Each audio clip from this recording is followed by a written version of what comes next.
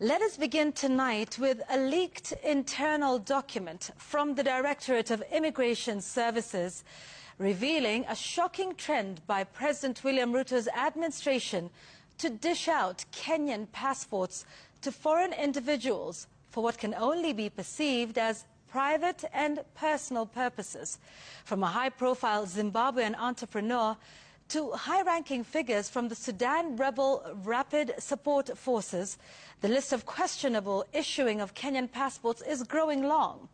Political activist and presidential aspirant Boniface Mwangi blew the whistle today, posting on social media the alleged leaked document packed with a list of foreigners who are now Kenyan passport holders. Brenda Wanga reports. The list, allegedly sourced from the Immigration Department, shows a surge in both new and renewal passport applications for individuals whose ties to Kenya are at best a mystery and at worst a national security threat. Among the names processed in recent months are those belonging to the inner circles of foreign political factions currently embroiled in conflict in Sudan. Among those are Omar Bashir Mohamed Manis, a name identical to former high-ranking officials in the Sudanese government. Multiple entries for individuals sharing the surname of powerful Rapid Support Forces paramilitary leader in Sudan, Hamdan Dagalo, also better known as Hemedti, including Mayada Hamdan, Abdarrahman Hamdan, Zahra Hamdan, Zariwa Hamdan, and Musa Hamadan Musa. A separate document from the United States also shows that Algoni Hamdan Dagalo, a designated individual for his links to the Rapid Support Forces, holds a Kenyan passport. Boniface Mwangi, who blew the whistle on this passport scandal, says this is a stain on Kenya's identity. Our passports have been sold to warlords. Hemedi and RSF have been accused of crimes against humanity, murder and rape, and they are wanted, but they are traveling with a Kenyan document. So what actually happens as a Kenyan, when you travel with a Kenyan passport, and become suspicious because you don't know who is a legit Kenyan and a non-Kenyan who bought a passport. Also included on that list is controversial flamboyant Zimbabwean businessman and socialite Wicknell Munodani Chivayo, named at the center of massive graft probe in Zimbabwe.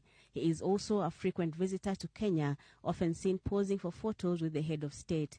The issuance of Kenyan passports to people with suspect background goes beyond corruption, according to Mwangi.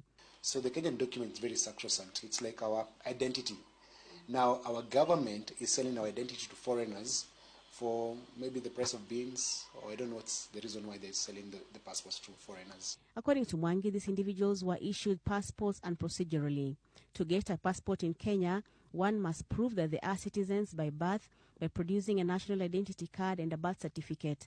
For foreigners, one must have resided in Kenya for at least 7 years and must be proficient in Kiswahili or English. They also must have made a tangible contribution to the country's economy or society, and their application must be gazetted. Some of the persons on this list appear to have bypassed the 7-year residency requirement.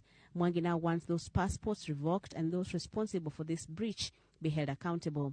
And number 3, the people who are involved in issuing the fake passports should be first fired, then investigated and taken to court.